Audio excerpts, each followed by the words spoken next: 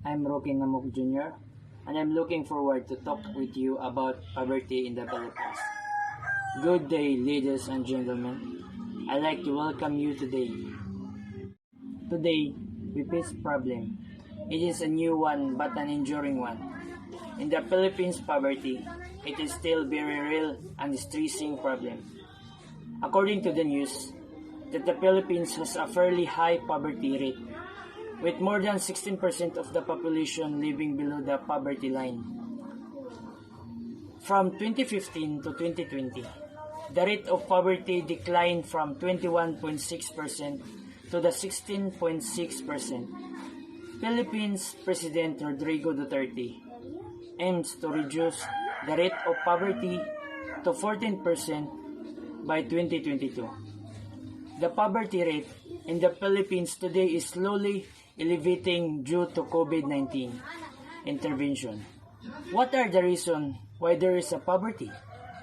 Is there any way to reduce the poverty rate in our country, especially in this pandemic? There are four different reasons why there is a poverty in the Philippines.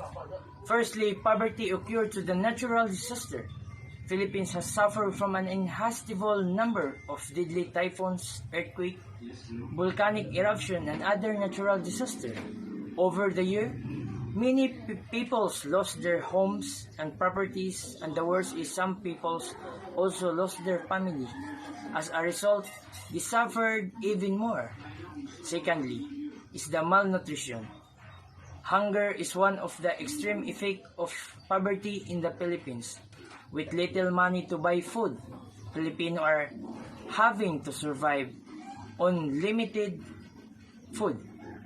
Even when food supply are stable, they are most accessible in other areas where people have enough income to purchase the food. And with such an unequal distribution of income, there is a low demand for food supply in less developed areas that are home to low income residents.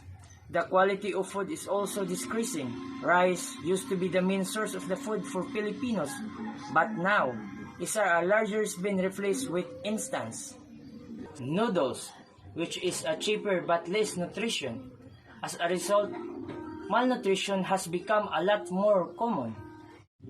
Thirdly, child labor. With poverty taking a toll on Filipinos, parents often can make enough money to support their families. Children then have to be taken out of school to work in harsh conditions. According to the statistics shows that around 3.6 million children from age 5 to 17 are child laborers in the Philippines. This is 15.9% of the entire population. Lastly, crime and thievery. With conditions so troublesome, people often resort to crime and thievery to survive. One of the overwhelming reasons to steal is due to difficult causes by poverty.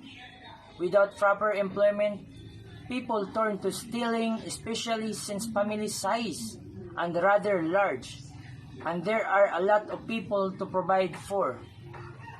There are too many people had not enough resources, and with such condition, people become desperate and practice drastic measures to provide for themselves and their families. Moreover, the big reason of poverty is a corruption. The key program to help reduce poverty in the Philippines. Some factors that resulted in the drop in poverty are the expansion of jobs outside agriculture sector. Governments transfer getting qualified Filipinos to help through the Pantawid Pamilyang Pilipino program. This particular program, which is a government cash handout project, has helped to reduce poverty. One of the key strategies to help bring down poverty in the Philippines is providing birth control to the fore in radical move for the highly populated Catholic country. Providing birth control is a powerful tool for families who now have pulling over family planning. The hope is by giving the woman and the family units for more control. they will have fewer children. This in turn will mean that families can provide responsibly. This new policy will help the government reach its goal of reducing poverty by 13% by 2020. Furthermore, government has implemented various programs and reports to reduce poverty by targeting education, healthcare, and the overall economy. Poverty is associated with host and health risks including elevated rates of heart disease, diabetes, hypertension, cancer, infant mortality, mental illness, and undernutrition, lead poisoning, asthma, and dental problems. That's why we need to provide the birth control.